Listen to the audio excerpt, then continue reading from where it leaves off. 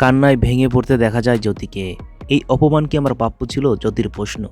So welcome back to my channel SST Bangla কথা।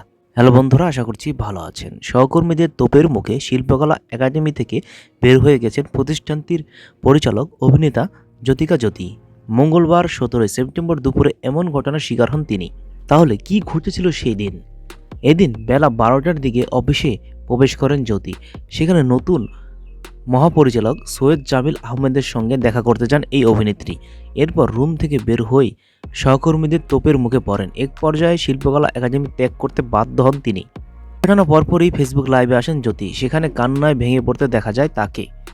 লাইভে এক পর্যায়ে তিনি প্রশ্ন রেখে বলেন, এই অপমান কি আমার প্রাপ্য ছিল? কোনো দলের সমর্থক ছিলাম না বলে কি দেশটা আমার নয়? তাহলে আমি কোথায় যাব? লাইভের শুরুতেই যদি বলেন, আমাকে নিয়ে অনেকেই চিন্তিত হয়ে পড়ছেন, আমি ঠিক আছি কিনা তা জানতে চাচ্ছেন। তাদের অবশ্যই বলছি আমি ঠিক আছি, তবে মানসিকভাবে আমি একদমই ঠিক নেই। জানি না কতদিন লাগবে এসব কাটিয়ে উঠতে। এরপর আজ শিল্পকলা একাডেমিতে যাওয়ার কারণ ব্যাখ্যা করেন জ্যোতিকা জ্যোতি। তিনি বলেন, 2 বছরের চুক্তিভিত্তিক নিয়োগের মাধ্যমে শিল্পকলা একাডেমিতে পরিচালক হিসেবে কাজ করছিলাম। এখনও আমার মেয়াদ শেষ হয়নি। এই ছিল আজকের ভিডিওটি ভালো লাগলে অবশ্যই লাইক ও কমেন্ট করবেন। ধন্যবাদ জানিয়ে আজকের মতো এখানেই বিদায় নিচ্ছি।